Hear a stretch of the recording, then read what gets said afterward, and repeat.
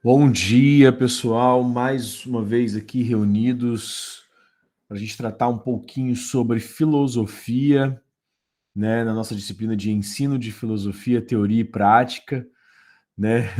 Por hora, muito mais teoria do que prática, mas hoje nós terminamos, então, né, o último dos nossos módulos de filosofia antiga. A partir de semana que vem já iniciamos com uma outra pegada, já a filosofia medieval, né?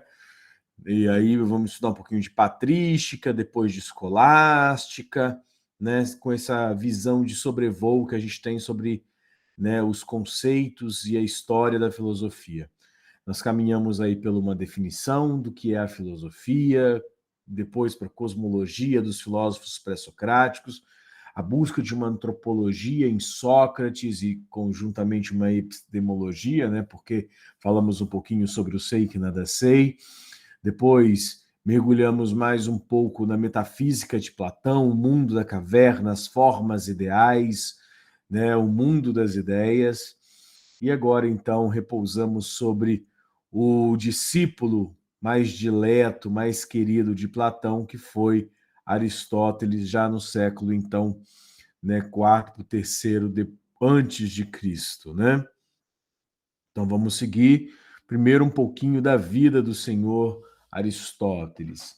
Aristóteles nasceu em Estagira, né, ficou órfão aos 18 anos, então mudou para Atenas e tornou-se discípulo de Platão.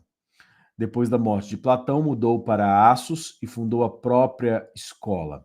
Em 342, foi convidado por Filipe II, rei da Macedônia, para ser preceptor, né, professor de Alexandre, que viria a se tornar Alexandre o Magno, o magnânimo, né, o grande imperador macedônio que conquistou praticamente toda a Ásia e Europa. Unia-se, pelo acaso, ao maior filósofo e o maior político da antiguidade, né? Então, nós temos a junção de Alexandre com Aristóteles. Lembrando que Alexandre, por conta dos ensinamentos de Aristóteles, também será um grande filósofo. Não era apenas um grande conquistador, um grande político, né? Ele será um grande filósofo, vai escrever, inclusive, obras de meditação que a gente chama de um período chamado helenístico, tá? Heleno vem do grego, sério isso. Heleno significa grego.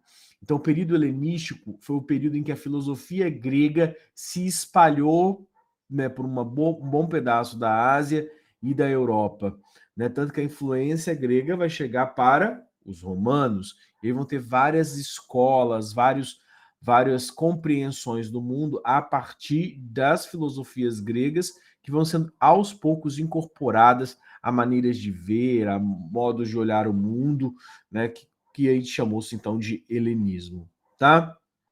Em 336 a.C., Alexandre sobe ao trono e Aristóteles volta a Atenas e funda o Liceu, que ultrapassa a fama da academia platônica. E é, inclusive, é engraçado, né? Esses nomes, a gente tem justamente nomes de unidades escolares que vão ser utilizadas durante muitos anos, né, no mundo, né? Platão funda a academia, né? E Aristóteles funda o Liceu, né? Então nós teremos o Liceu Aristotélico, que vai ser muito importante para a história da cultura, para a história da humanidade, tá? Vamos lá, primeira coisa, a filosofia para Aristóteles ela nasce do assombro, ou seja, do momento que a gente se assusta. Como assim? O desejo de conhecer, obviamente, para Aristóteles, é inerente à natureza humana e nasce do assombro que sentimos diante da natureza do mundo. Todo conhecimento produz uma sensação de prazer, valorização da visão, em Aristóteles, né? Tem um prazer. Seja quando se trata de uma simples percepção, seja com maior razão, quando se alcança a iluminação do espírito a partir da pura intuição intelectual. Aqui a gente já tem um distanciamento, uma quebra, uma diferença entre a filosofia de Platão e a filosofia de Aristóteles. Lembremos que a filosofia de Platão ela desvalorizava os órgãos dos sentidos. Afinal de contas, né, você, segundo Platão, não encontrava o conhecimento na vida, no olhar as coisas, né, no contemplar as coisas. Não havia, na verdade, em Platão, né, um entendimento de que os órgãos dos sentidos apenas produziam inverdades e que eu deveria, então, valorizar aquilo que, de maneira imanente não, inatamente, ou seja, que nasce conosco, lembra em reminiscência daquilo que vivemos noutra vida, né? Essa era uma percepção platônica clássica, né? A ideia é perfeita, né? O mundo das ideias, lá no hiperurânio, as formas são perfeitas.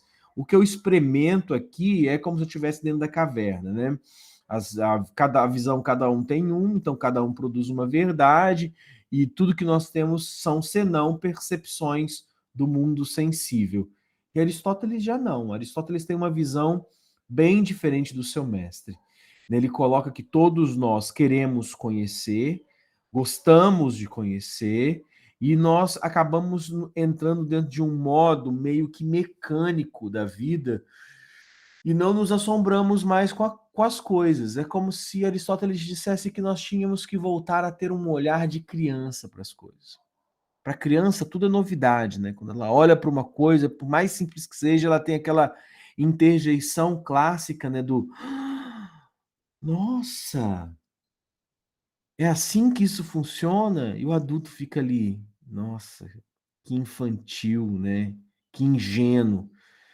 Aristóteles coloca que para a gente conhecer o mundo, a gente deveria voltar à experiência de assombro da criança, que para de ver mecanicamente tudo que faz e começa a colocar sentido naquilo que faz. Então, para além de fazer algo, é fazer esse algo com sentido. É tentar, então, ver as coisas a partir da ótica do sentido que elas fazem, né? Então, ela começa com a percepção, esse conhecimento ele começa com o sair da lógica maquínica, ou seja, da lógica de que as coisas já estão automatizadas, mecânicas, né? Máquina, né? Tudo repete, e aí então ele começa a ver, olha, e se tiver algo diferente nisso aqui, se tiver algo diferente nessa concepção de mundo, tiver algo diferente aqui que eu nunca vi, eu sempre faço essas coisas, mas nunca parei para enxergar essas coisas de fato. Então Aristóteles pede que a gente olhe o mundo com olhos de criança, com olhos de assombro. Depois, aí a gente consegue alcançar uma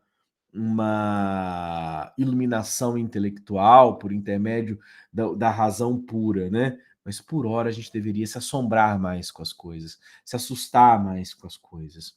Exemplo, a gente tem parado de se tornar sensível aos processos de violência, por exemplo, né? Nós estamos vivendo um mundo em que as pessoas estão se tornando insensíveis, considerando que é natural aquilo que não é nem um pouco natural, né? A gente tem se tornado, né, assim, espectador de um mundo cada vez mais violento.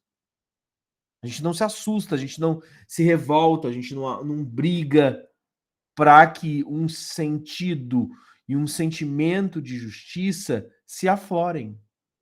Percebem? Então, a gente pode pegar dessa concepção de Aristóteles e pensar N coisas possíveis, N exemplos, né?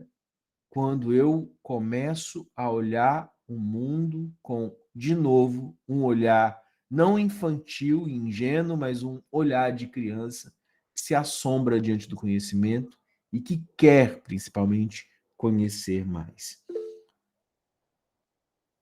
Sim, Maria. O que a gente tem esse processo é um processo de desumanização, né? Ou um processo de naturalização ou cristalização de tudo, né? Então, continuando, filosofavam também as pessoas nascidas antes do advento da filosofia, porque o ser humano não vive sem questionar o mundo que cerca, né? Então Aristóteles também faz esse apensado, né? Ó, não é só os filósofos que pensam, não, né? É uma outra crítica a Platão, né? Porque Platão entendia que o rei deveria ser o filósofo, deveria ser o rei, né? De que a filosofia foi a maior de todas as invenções, e aí, a partir da filosofia, começou a ter pensamento.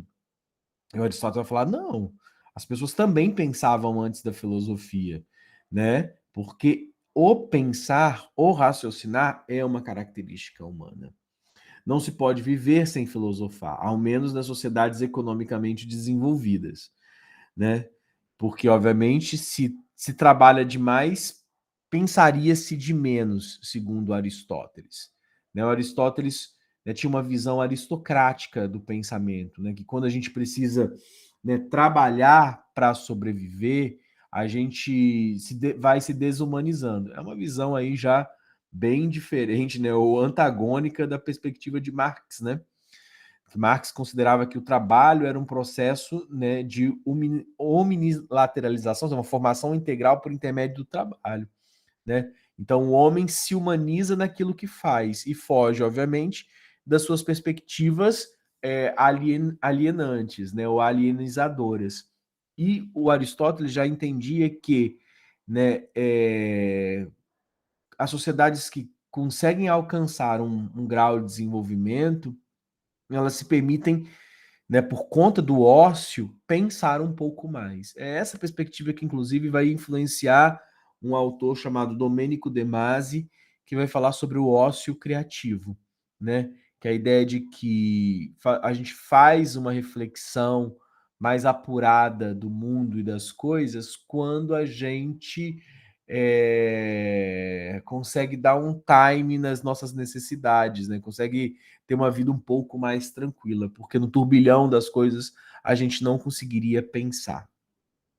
Segundo Aristóteles, aí, professor, qual que tá certo? Um pouco de cada, né? De lembra que eu falei que a filosofia não é dogmatista? Ela não encerra uma questão, ela abre questões, ela coloca questionamentos.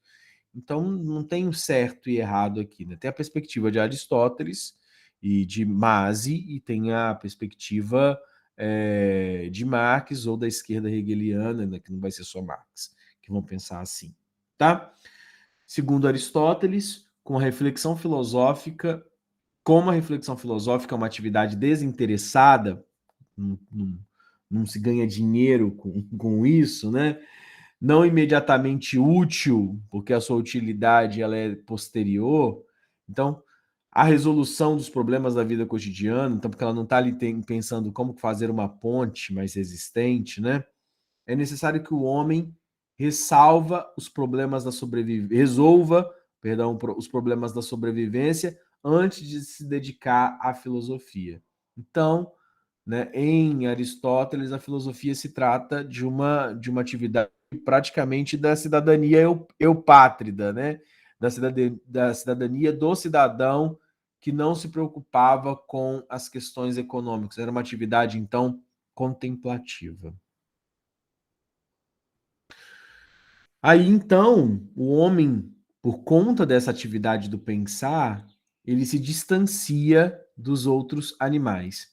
Gente, Aristóteles vai ser o primeiro a fazer aquela taxonomia, né, do animal, vegetal, mineral, né? E o primeiro taxonomista, o primeiro biólogo que se tem notícia foi Aristóteles, tá? E aí então começa a fazer esses processos de diferenciação. O que que é uma coisa e o que que seria outra, né? E aí, obviamente, o homem ganharia o status que a gente tem hoje do humano, né?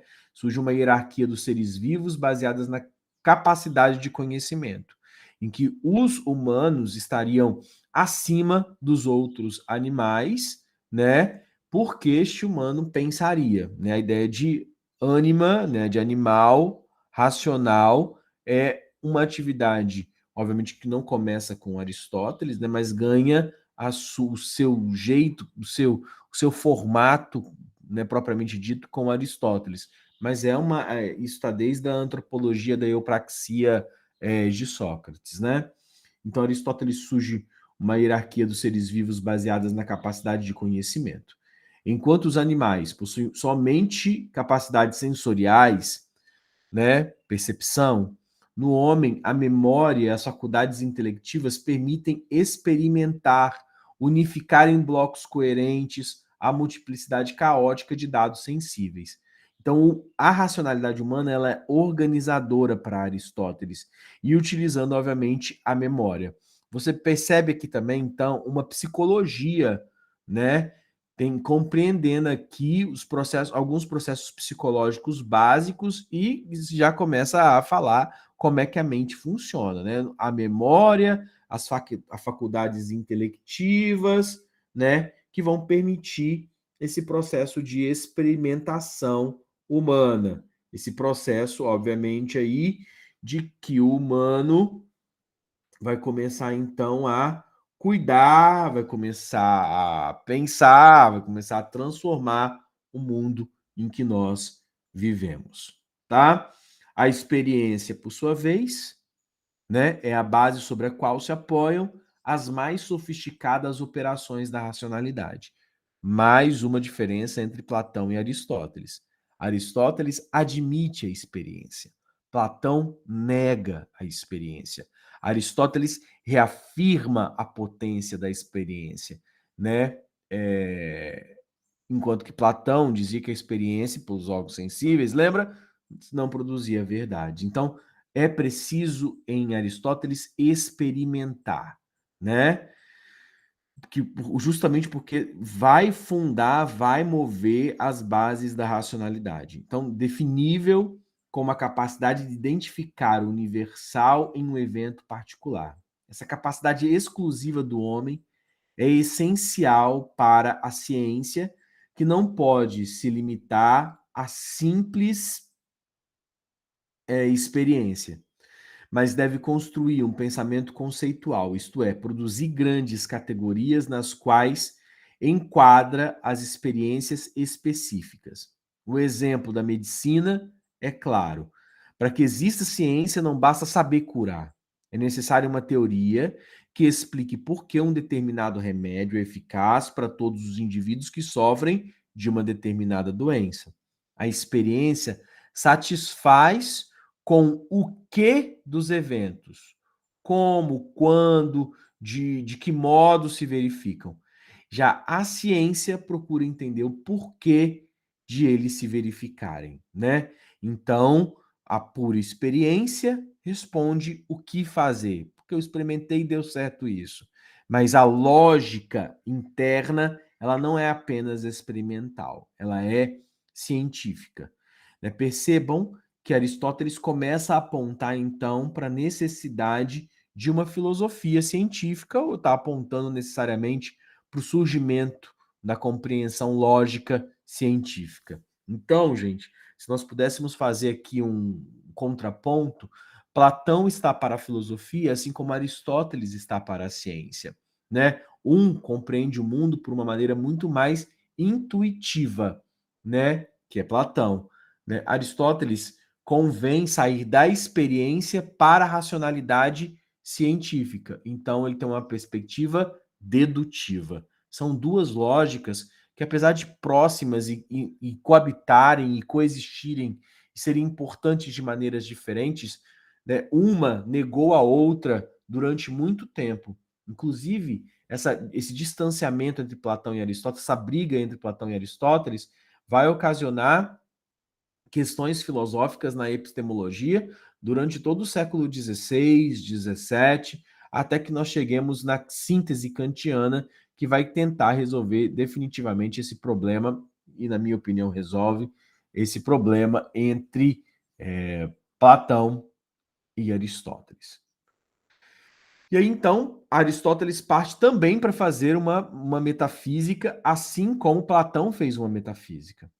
Segundo Aristóteles, existem dois tipos de ciências.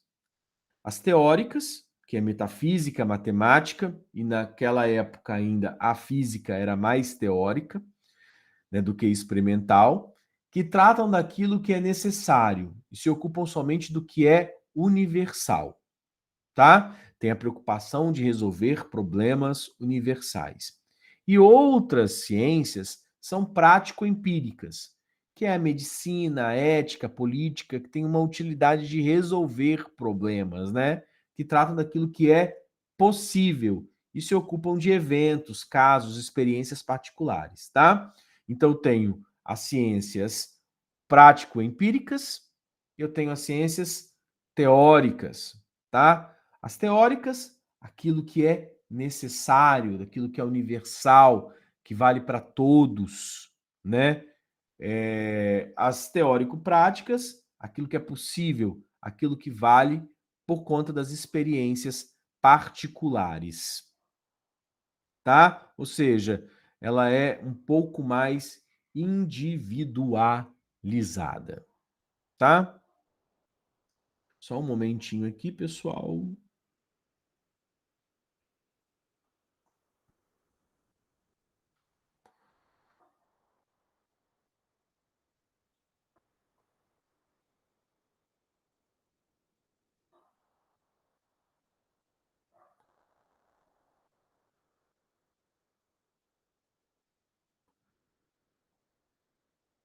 Só dando uma olhada na minha outra sala aqui de história, porque já deu 7h55, ver se o pessoal começou a fazer a prova. Por hora tá tudo caminhando aqui. Vamos lá. Esse negócio de ficar em dois lugares ao mesmo tempo, né? A gente já viu que não dá muito certo, mas eu tenho tentado e conseguido com algum sucesso. Pouco, mas tenho. Vamos lá, gente. Já está acabando já. Agora que depois dessa prova aqui de história, eu já entrego definitivamente, já tô passando a bola pro professor de história deles, e aí acaba a minha incursão ali temporária sobre essas disciplinas e essa quantidade de carga horária praticamente impossível de praticar. Mas vamos lá então. Diretamente associadas ao mundo e produzindo, portanto, resultados tangíveis, as segundas, ou seja, as teórico-práticas, né? As teórico-práticas não, as prático-empíricas, gozam de maior prestígio, né? Ética, medicina, né? Mas sem uma desde sempre, né? Desde Aristóteles, ele entendia que os filósofos eles não tinham tanto prestígio, né? Isso se mantém até os dias de hoje, né? O cara você vai falar assim, eu vou fazer filosofia, a pessoa vai fazer assim, hã? Pra que você vai fazer isso, né? Para que serve isso? O que é isso? Não serve para nada. Parararara. E aí então já começa esse questionamento, né? Porque essas questões morais, né? E aí não é só a filosofia, né? A matemática, a física, né? As pessoas já olham com uma certa gastura, né, no contemporâneo, com essa perspectiva de que elas não teriam prestígio, né? Quem tem prestígio é ser político, né? Ser engenheiro, ser médico, né? Ser advogado, que seriam as prático-empíricas, tá? Mas sem o aporte das primeiras, apesar então delas gozarem de maior prestígio, sem o aporte das primeiras, ou seja, da metafísica, da matemática física, elas se reduziriam a muito pouca coisa. Ou seja, a filosofia ela se torna, né, a sustentação, né, para se compreender todas as outras ciências. Por isso, geralmente, quase todas os cursos superiores têm em suas grades uma disciplina de filosofia para justamente colocar e fazer uma reflexão sobre o porquê aquilo está sendo pensado daquele modo e não de outra maneira, né?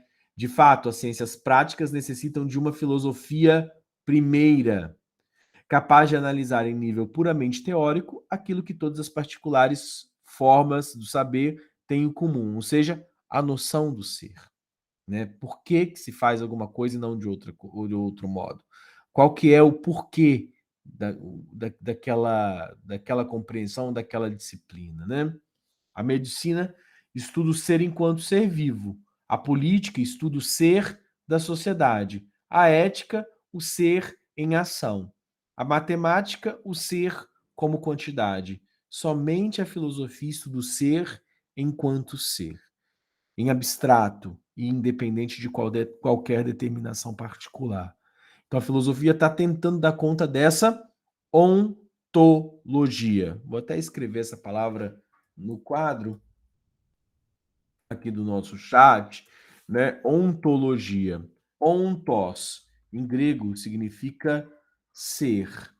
Onto, né? Ser. Então, ontologos, ontologia, é o estudo ou a razão do ser, tá? É inclusive uma disciplina da metafísica. É uma parte importante dos estudos da filosofia metafísica, que é justamente, afinal de contas, como se constitui o ser. E aí, obviamente, o ser, inclusive, de cada coisa. O ser daquilo que vai compor o mundo. O ser das coisas práticas do mundo. Né? Então, por isso, uma filosofia da ciência, uma filosofia da história, uma filosofia da educação, uma filosofia. Percebem? Sempre tem uma filosofia de alguma coisa. Quando ela é uma filosofia de alguma coisa, ela vai estar preocupada em compreender como aquela coisa ela se estrutura, como aquela coisa ganha amplitude, ela funciona, tá? A metafísica, né? Então, a filosofia primeira que analisa os métodos e as premissas das ciências particulares, né? Que seriam as filosofias segundas, estuda o ser enquanto ser. Então, já ficou claro no nosso último slide, né? Isso significa que essa ciência, prescindindo das infinitas determinações específicas assumidas pelo ser, porque o ser pode ser tanta coisa, né? O ser é uma abstração, né? E das quais toda coisa, enquanto é, participa, porque toda coisa tem um ser, não é isso? A gente está indo agora para um grau de abstração às 8 da manhã dessa terça-feira, num grau de abstração bastante severo, né? Olha, gente, todas as coisas têm um ser, não tem? O cachorro tem um ser? Tem um ser cachorro. O gato tem um ser gato. A árvore tem um ser planta, um ser árvore, que é diferente, obviamente, de um ser pedra. Né? Ser pedra é diferente de ser planta, que é diferente de ser humano, que é diferente de ser bicho, que é diferente de ser alguma coisa, de ser afeto. Né? Então, assim, obviamente, cada coisa que existe tem um ser, e das quais toda coisa, enquanto é, participa, porque toda coisa, né, é alguma coisa, né? Então, a gente compreende o ser como um verbo e como um substantivo ao mesmo tempo, né? Ele é verbo porque é ação, mas ele é o verbo de constituição de cada coisa. Afinal de contas, a gente sempre gosta de saber o que, que as coisas são, não é assim?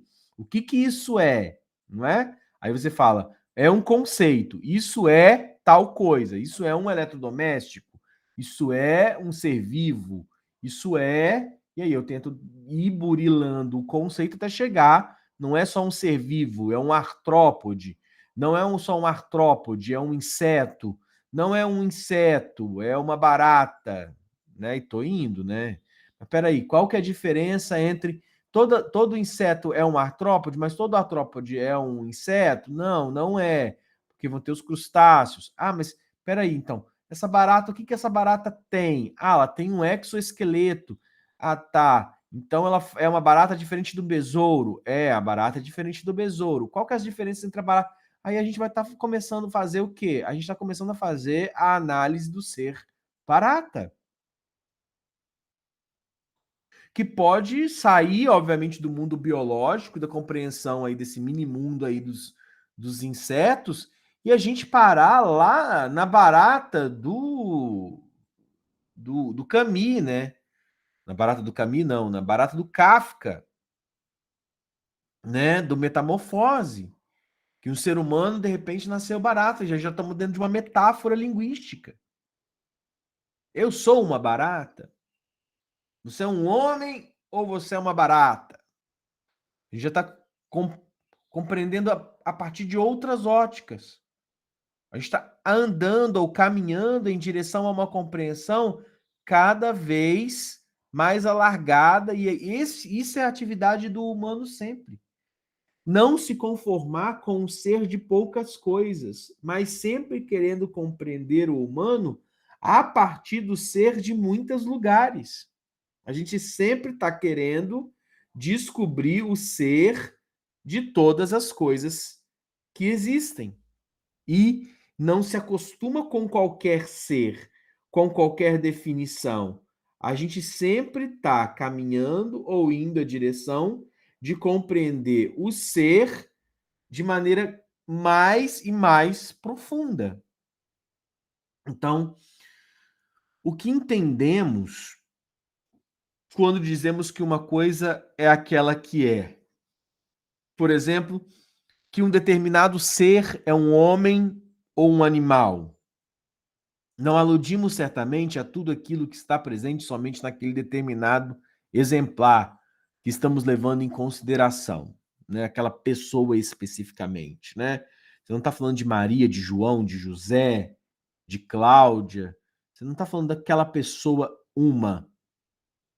Mas estamos levando em consideração ou aquilo que é, por sua natureza fugaz, passageiro. Ser homem ou animal, então, é diferente de ser Maria ou José. Ser homem ou animal não depende da cor dos cabelos, não depende da idade, do peso, porque tudo isso daí é fugacidade, tudo passa. E de todos os outros possíveis acidentes casuais e fortuitos eventualmente presentes. Ser humano ou animal depende, ao contrário, de alguma coisa substancial e universal. Essa é a busca da ontologia de Aristóteles. Ele quer encontrar aquilo que é universal e substancial, que era o arqué lá dos filósofos cosmólogos, que eles estavam preocupados com o arqué da realidade, que faz as coisas serem ordenadas no mundo, que era uma física. Ele quer fazer essa compreensão ontológica em cada coisa que existe, né? Não apenas por uma premissa física, mas o que é universal para constituir este ser humano? Para além de ter ou não ter cabelos, para além de uma etnia, para além de um gênero, existe algo que é universal e, por ser universal, é maior. Nossa, a gente se permite a gente viajar aqui. Só cada slide aqui daria uma aula, por exemplo, no ensino fundamental ou no ensino médio. Imagina que a gente começar aqui a entender, por exemplo, que a universalidade das substâncias, elas nos permitem ser mais tolerantes. Essa perspectiva aristotélica vai colocar o seguinte: olha, não são os acidentes, né? Ou seja, o cabelo, a idade, o peso, a cor, porque tudo isso é acidente.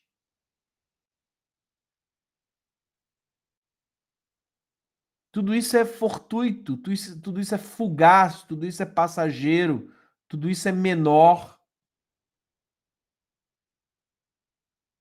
O que faz o ser o ser é um princípio universal, uma substância, né? Um princípio que não é meramente um acidente. É algo maior de constituição. O verdadeiro ser de uma coisa, tira o Szinho ali, coincide com a sua substância, ou seja, com aquilo que não pode deixar de estar presente sob a pena dessa coisa transformar-se em uma outra coisa. Não tem algumas coisas que são assim na nossa vida? Que você sente que se tirar aquilo de você, você deixa de ser você? Esse é o conceito de substância ou nous, né, em Aristóteles, né? O que é que faz tanto parte de você que se tirar isso de você, você deixa de ser você? Profundo, né? Então, se, por exemplo, convenciona-se que a substância do homem ou o seu ser é a realidade, devemos incluir na categoria do homem tudo aquilo que raciocina, independente de qualquer outro fator acidental. E excluir quem não possui essas características, e aí então a gente está falando daquilo que é desumanizado. Tá? E aí, então, para a gente conhecer esse ser, essa ciência em Aristóteles, existem 4 causas que vão constituir o saber científico em Aristóteles. A substância de qualquer ser coincide com a sua causa, mas um evento nunca é produzido por uma única causa. Nós não somos produzidos por uma única coisa. Ah, o meu pai e minha mãe se encontraram uma vez e aí eu surgi, né? Qual que é a sua causa? A minha causa é o fato de meus pais terem transado e eu nasci.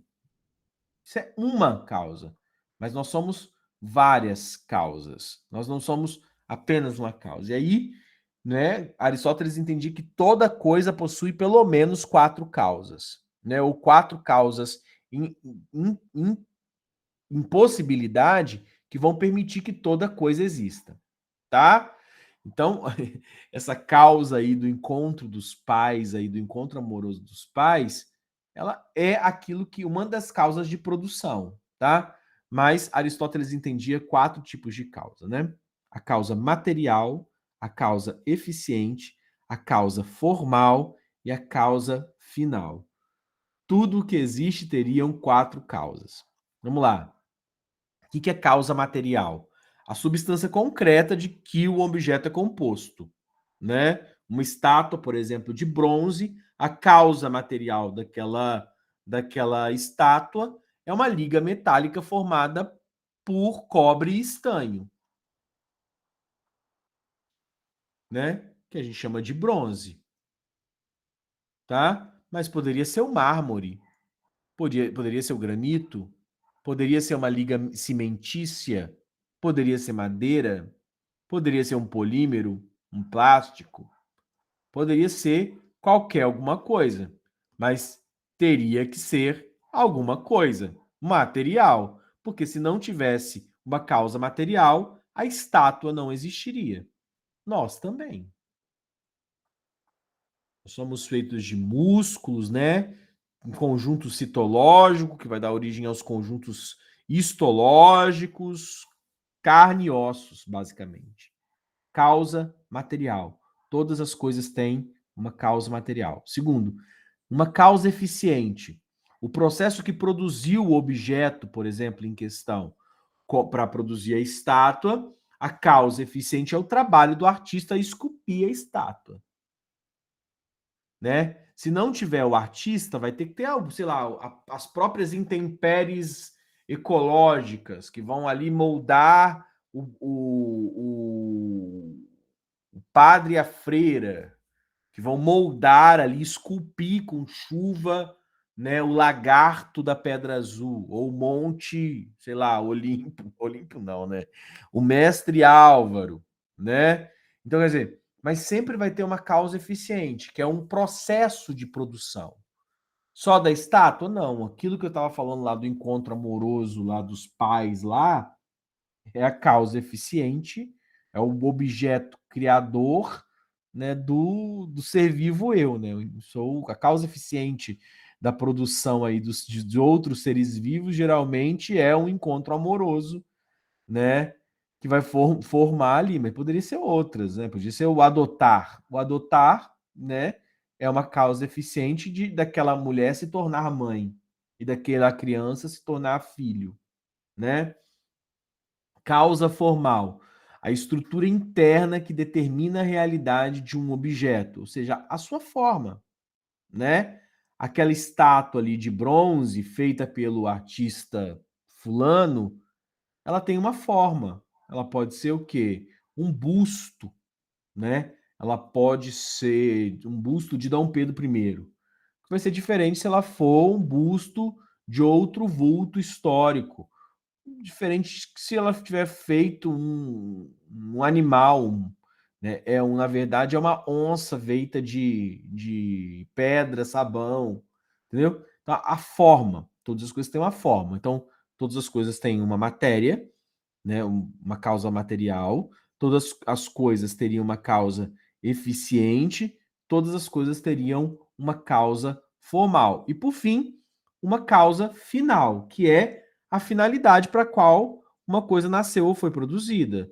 né? Aquela estátua, já que a gente começou com o conceito de estátua, ela foi produzida para representar fulaninho, ser colocado na praça tal e embelezar ou enfeiar, né?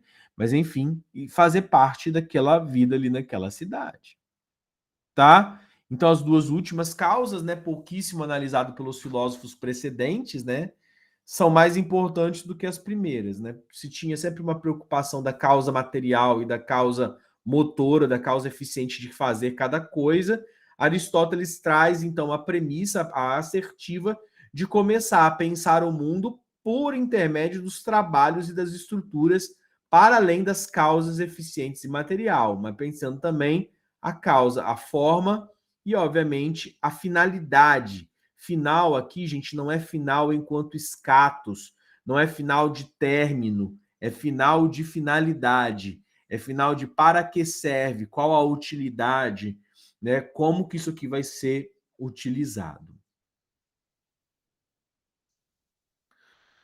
né?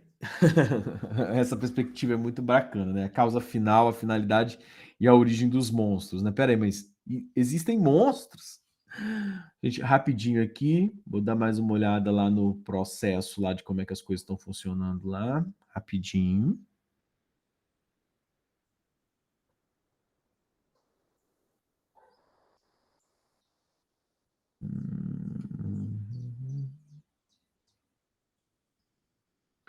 Tava meio apreensivo. Ah, agora tem 34. Tava achando naquele horário que eu olhei anterior muito, um quantitativo muito pequeno de pessoas fazendo a prova.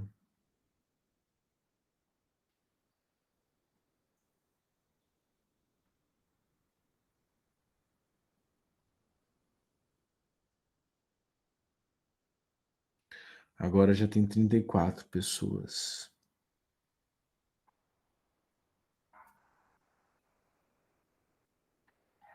Ótimo, ótimo, ótimo, ótimo, ótimo, ótimo.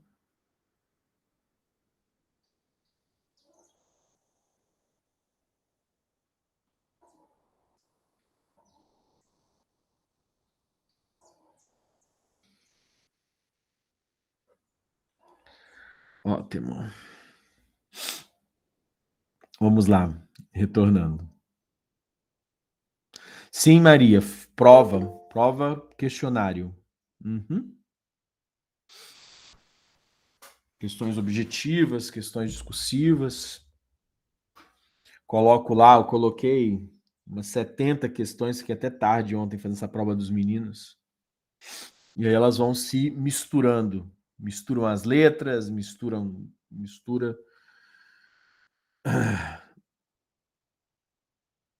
Vamos lá. Opa, vamos voltar para isso de monstro, né?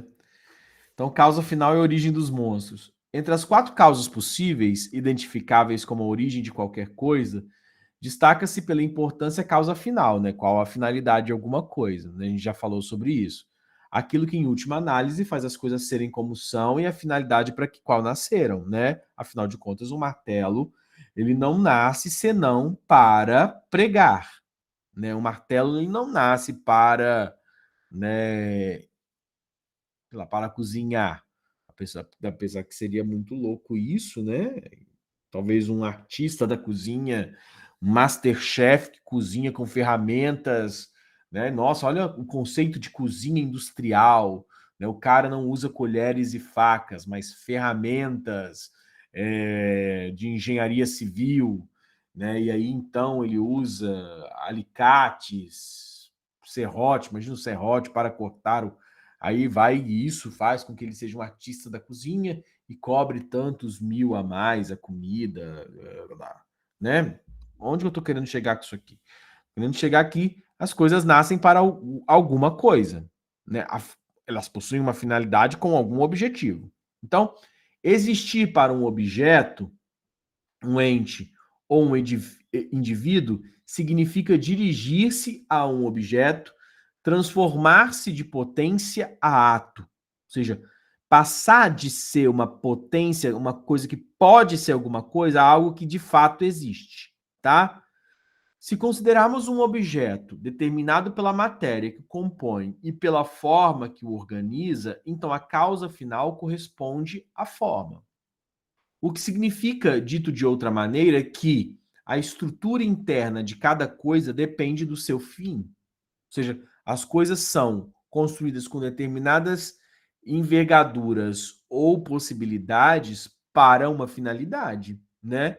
Eu tenho ali, se eu tenho um alicate, vai ter uma forma diferente de uma chave de fenda, porque a chave tem então que entrar dentro de uma fenda e empurrar o parafuso para um determinado movimento, um determinado eixo, né? Que é diferente do alicate, que tem uma perspectiva de pegada.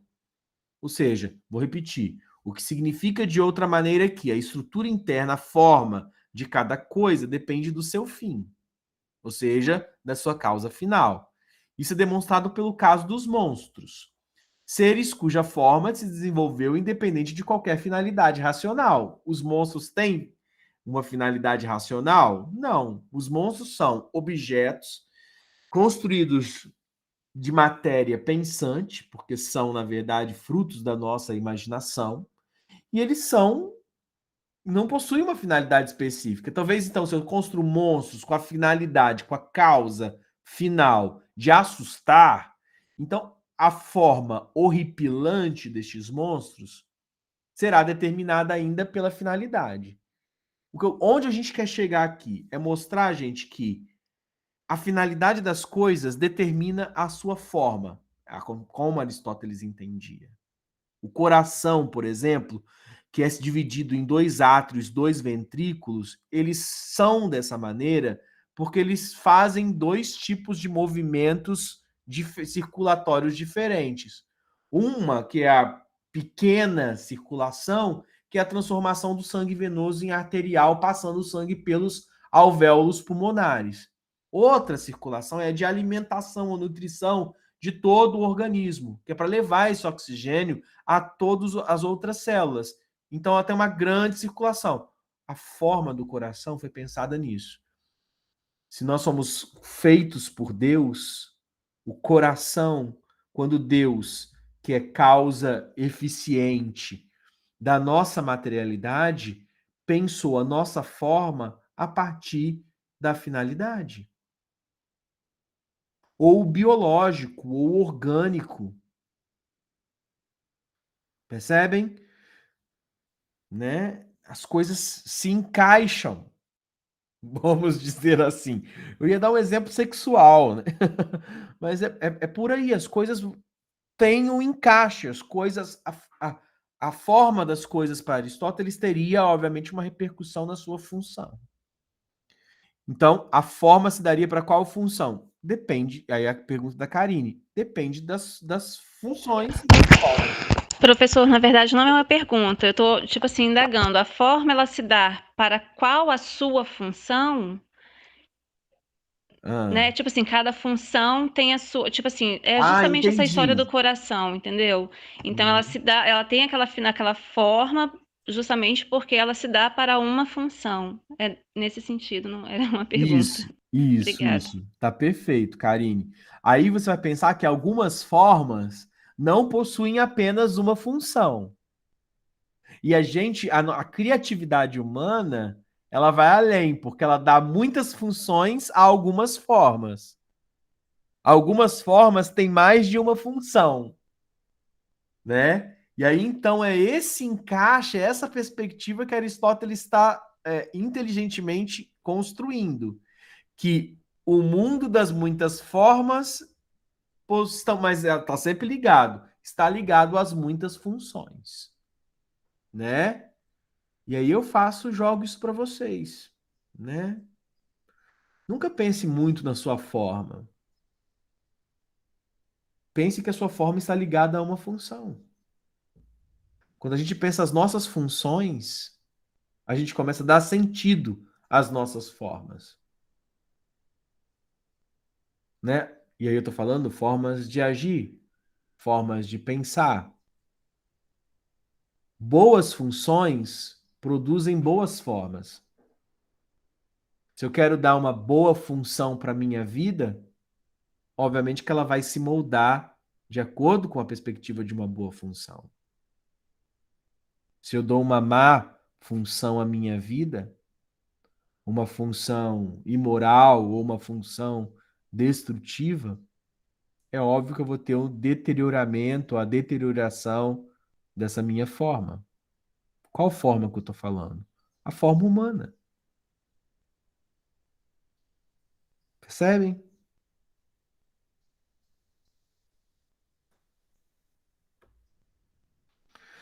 Ampliando os conceitos substância, essência e acidente. A propósito de Aristóteles, o propósito então dele é primeiramente trazer as ideias transcendentes de Platão, aquilo do mundo, das ideias, tal, e fundi-las com as coisas reais de nossa experiência sensível. Para isso começa partindo da coisa tal como a vemos e sentimos. E na coisa real, tal como a vemos e sentimos, distingue Aristóteles três elementos.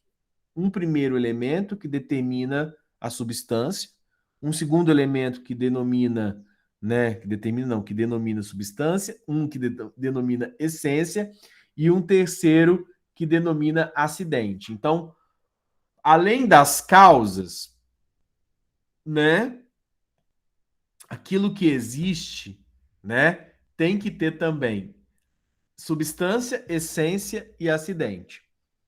Eu acho que no começo a gente já começou a falar isso, eu acho que você já tem, obviamente, até pelos próprios nomes, já noção do que é, né? A essência é aquilo que não pode ser tirado e que, se for tirado, transfigura aquilo que é. O acidente são as causas acessórias, são os elementos que compõem aquilo que é, mas não são tão essenciais que, se retirados, desfigura aquilo que é. E a substância é aquilo do qual o ser é feito. Mas vamos lá, eu dou um exemplo gigantesco, né? Usando lógica, e acho que talvez faça algum sentido aqui melhor para vocês. Vou falar também da mariposa daqui a pouquinho, mas vamos lá. O que é substância, né? A substância tem Aristóteles duas significações. Aristóteles a emprega indistintamente em uma ou outra significação, tá? Então elas acabam se confundindo, se misturando. Umas vezes, a maior parte das vezes, tem o primeiro sentido estrito. Outras vezes tem um sentido lato, né, que é um sentido amplo, tá? O sentido estrito é o da unidade, que suporta todas as demais caracteres da coisa. Se nós analisamos uma coisa, descobrimos nela caracteres, notas distintivas, elementos conceituais. Este corpo é grande, é de cristal, é frio, tem água dentro, foi feito dessa maneira, daquela outra. Olha, a gente está fazendo filosofia. Lembra que a filosofia é o assombro? Lembra que filosofia é um olhar de criança? Essas conceituações é o que faz a ciência. Você está fazendo uma análise de volume, uma análise de grandeza. Você vai pesar. Você quer saber do que é feito, qual que é o principal material, né? E para que isso vai ser usado depois vai ser determinado. Mas tem água, como que funciona, né? Isso é a observação, tá? Mas vamos lá. É a ciência. Tá surgindo aqui um método científico. O que o químico vai fazer lá no laboratório, lá no nosso campus, é pegar alguma coisa e vai fazer tudo isso aqui. De que é feito? É frio, né? Tem água dentro? É grande? É pequeno? Qual que é o peso? Quanto disso aqui misturado com quanto disso aqui vai dar outra coisa, tá? Mas vamos lá. Foi feito dessa matéria, daquela outra. Mas o quid do qual se, quer dizer, o centro, o coração, né? O essencial aqui, o X do qual se diz que é isto, que é aquilo, que foi feito dessa maneira ou de outra maneira, o quid, como se diz São Tomás, a quiditas, né? A coisa da qual então é coisa, né? Se predica tudo aquilo que se pode predicar, é isso que Aristóteles chama de substante. Em grego, hipokeimenon, que que jaz debaixo, né? Que tá dentro, né? Que mora dentro, e que os latinos traduziram para uma palavra substare, que é estar debaixo, né? Substar, né? Então, é o que está por debaixo, né? O que está por debaixo de cada coisa. O que faz ela ser alguma coisa, o que ela é, substância. E essa substância vai poder ser uma substância essencial ou uma substância acidental. Né? Mas vamos lá. Então, é aquilo que faz aquilo ser, que está debaixo daquilo, né? Que predica aquilo, que dá predicado, que faz ela ter características. Tá? A substância, em suma, advirta-se bem o correlato objetivo do sujeito na proposição, do sujeito no juízo. Quando um juízo dizemos que esse é tal coisa, Sócrates é mortal, Sócrates é homem, Sócrates é ateniense, Sócrates é gordo, Sócrates é feio, Sócrates o narigudo, sempre dizemos de alguém todas essas coisas. O quid, o sujeito da proposição da qual dizemos tudo isso, essa é a substância. Qual que é a substância aqui analisada? A substância Sócrates, né? Todas as outras coisas aí vão ser ou essência ou aparência, ou vão ser acidente ou essência do Sócrates. Mas é o mortal mora em quid, mora debaixo, já a mortalidade é um hipoqueimenon, né? De Sócrates.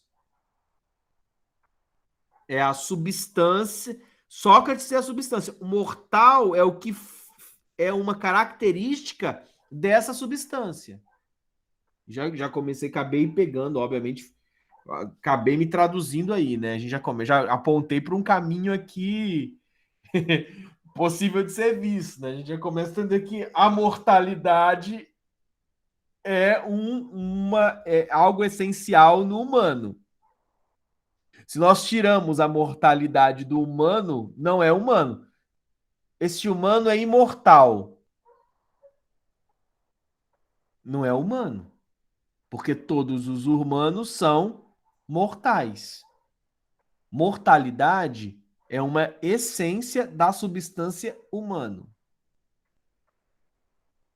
Mas que dizemos da substância? Pois tudo aquilo que dizemos da substância é o que chama Aristóteles de essência. A essência é a soma dos predicados que podemos predicar da substância. Ora, estes predicados dividem-se em dois grupos. Predicados que convêm à substância de tal sorte que lhe faltassem um deles não seria o que é, e predicados que convêm à substância, mas que são de tal sorte que, ainda que alguns deles faltassem, continuaria a ser a substância aquilo que é. Aqueles primeiros são a essência propriamente dita, porque se algum deles faltasse a substância não seria aquilo que é, e estes segundos são um acidente, porque o fato de tê-los ou não impede de modo algum que seja aquilo que é. Então, os meus cabelos são acidente. A minha mortalidade é essência em mim. Essência da substância de Emerson. Tá? É óbvio que essa substância aqui é uma, mas existem tantas outras substâncias, tá? Essa substância aqui é o que a gente vai fazer ciência de fato, né? Dessa maneira, chegamos ao outro sentido de vez em quando, que de vez em quando Aristóteles dá a palavra substância, que é o sentido lato, né? O sentido aberto, que é o da totalidade da coisa, com seus caracteres essenciais e com seus caracteres acidentais. Nesse sentido, chama Aristóteles substância ao individual. Para Aristóteles, por conseguinte, o que existe metafisicamente realmente são as substâncias individuais. O que existe metafisicamente e realmente é fulano de tal. Não o conceito genérico, a ideia de homem, mas fulano de tal. Sócrates. Este cavalo que estou montando não é o cavalo em geral, a ideia de cavalo em abstrato, a cavaleidade. É o cavalo, meu cavalo Pocotó aqui, que tem um nome que recebeu aqui, cavalo fulaninho, tá? Que eu cuido desde pequeno, vi que era potro, tal. Por isso, para Aristóteles, a resposta à pergunta de que partiram essas lições é muito simples e está completamente de acordo com a propensão natural do homem. A resposta à pergunta é: quem existe, né, para Aristóteles esta: existem as coisas individuais. O resto não existe. São substâncias segundas. Deutereúsia, né, seria o conceito em grego, né? Substâncias segundas, que não tem mais que existência secundária. O ser que consiste em ser predicado ou predicável é mais nada. Então, outro fator importantíssimo de Aristóteles. Aristóteles foge de uma abstração, né, como nós temos o conceito e a ideia em Platão. Ele quer tratar a substância naquilo que é cada uma das coisas. É claro que a gente pode falar aqui da substância do humano, né? Até porque a gente está fazendo metafísica, a gente está fazendo ontologia. Qual que é o ser do humano, né? Agora, Aristóteles está mais preocupado com outro ser.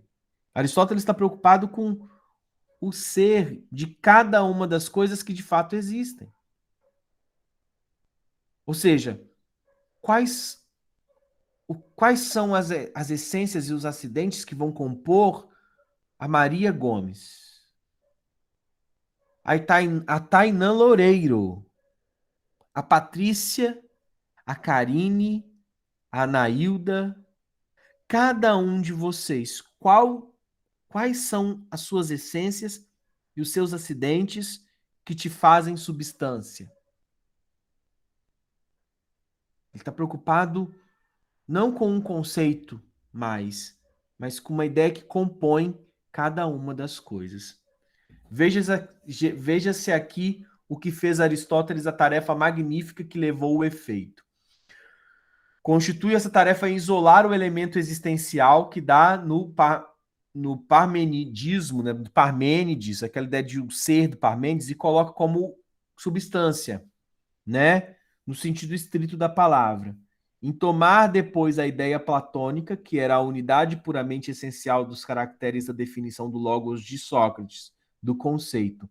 Por que eu fiz esse parágrafo? Estou querendo só mostrar que Aristóteles fez uma síntese de tudo que veio antes, né? De Parmênides, né? De Platão, de Sócrates, e ele vai colocar tudo isso dentro da ideia de substância. A ideia de substância, na verdade, é uma construção intelectual que pega elementos da filosofia pré-socrática, que a gente já estudou, pega elementos da filosofia socrática, a ideia de conceito, que pega a ideia de Platão, né, que vai se formar a parte da essência, dos caracteres da substância, e coloca tudo ali na substância.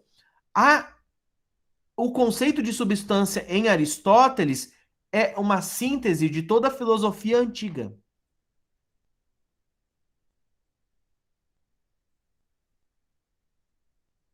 O que faz cada uma das coisas serem o que são. O que faz lá dos pré-socráticos. O que é o conceito humanizador em Sócrates que faz o homem ser o homem? A ideia que faz a gente ser alguma coisa. É a substância de Aristóteles. Conseguiu, então, Aristóteles magnificamente aquilo que se propusera, trazer as ideias do céu à terra. Por isso que também no quadro de Da Vinci, Platão está apontando para cima, Aristóteles está apontando para baixo. Aristóteles tem a mão aberta no quadro de Da Vinci, né, apontando para a terra. Porque não é a ideia que está no céu, são as coisas que estão na terra para Aristóteles. Ele consegue destruir a dualidade entre o mundo sensível e o inteligível, fundir esses dois mundos no conceito lato da substância, da coisa real que está aí. Neste mundo sensível, cada coisa é e existe, tem uma existência, é uma substância. Então, não é a ideia de voo que é perfeita. A ideia de voo, a voeidade, a capacidade potente de voar, ela mora na asa do pássaro, no real. Ela não está apenas numa ideia perfeita, que é o voo perfeito de Platão. O voo mora na asa. O voo mora na andorinha. O voo mora, né, no João de Barro, que fez uma casa do lado do muro, aqui da minha casa. É ali que está o voo. O voo não está só aqui. O voo Tá lá. Então não há uma distinção entre o mundo sensível e inteligível em Aristóteles. Ele traz para o mundo os próprios conceitos. Neste mundo sensível, cada coisa é existente, tem uma existência, é uma substância. Mas que é o que é isso? Ficou difícil, né? Em que consente isso que é? Vem imediatamente o conceito, a ideia platônica que desce do mundo celeste e vem pousar sobre a realidade existencial da substância para dar-lhe a possibilidade de uma definição, para torná-la inteligível, para que o pensamento possa pensá-la, defini-la, fixá-la no catálogo geral dos seres. Por isso que Aristóteles é um biólogo, né? E depois os elementos inessenciais, acidentais, que nem acrescentam nem tiram uma definição essencial, mas caracterizam a substância como isso que está neste lugar e neste momento, tá? Mas fato é, o mundo se faz em Aristóteles nas coisas que são, tá? E aí eu vou precisar de 2 aulas para Aristóteles, a gente vai continuar na próxima aula. Eu vou falar um pouquinho sobre Deus, que vai se constituir como o motor primeiro de todas as coisas, né? Vamos falar um pouco sobre a ética, a virtude, que é a temperança, né? O justo meio em Aristóteles e um pouco de lógica, né? De cálculo proposicional. Daria para fazer mais um pouquinho aqui? Não, não daria. Então vamos falar um pouquinho na próxima aula, da visão de Aristóteles de Deus, do Deus de Aristóteles enquanto causa primeira, motor primeiro, ética em Aristóteles, inclusive tem um livro, aquele slide ali eu vou gastar um tempinho, que é um livro inteiro de Aristóteles, que é a ética do seu filho, a ética à maneira de Nicômano, né? E vamos terminar a aula falando um pouco sobre a lógica do silogismos em Aristóteles, tá bom? Meus queridos, minhas queridas, a gente se vê então na nossa próxima aula. Espero que vocês tenham aí entendido um pouco mais sobre esse grande filósofo Aristóteles, essa perspectiva que é fantástica, né? Tipo assim, o voo não mora na ideia simplesmente, o voo mora no pássaro. Se não tiver pássaro, não tiver asa, não tem voo. Essa concepção ela foi muito negada na filosofia medieval. Ela só vai fazer sentido propriamente com Tomás de Aquino, né? Ela vai ser extremamente negada, essa filosofia de Aristóteles. Inclusive, tem o livro, né, de Humberto Eco, O Nome da Rosa, que vai virar o filme, né? Jean-Jacques Arnaud, o diretor, vai fazer o filme O Nome da Rosa, que inclusive com o monge, né, o William de Baskerville, né, que é vivido pelo fantástico Sean Connery, né? Lembra do 007? Falecido Sean Connery, fantástico, vai fazer o monge, né? E aí nesse livro, nesse filme, né, monges morrem por causa de um livro de Aristóteles, tá? Tamanho era o medo que as pessoas tinham dessa ideia de que a essência mora nas coisas, né? As igrejas durante muito tempo quiseram que a essência do mundo, Deus, morasse num lugar muito afastado para ele não se corromper do humano, né? Vai ser justamente Tomás de Aquino que vai fazer a essência de Deus, por exemplo, morar no homem, no humano, e dizer que Deus está aqui, entre essas coisas, né? Que estaria um pouco nisso, né? Mas é tenso. Nos vemos então na nossa próxima aula e vamos continuar falando um pouco mais de Aristóteles. Beijo grande, tchau, tchau. Obrigada, professor, pela aula, tá?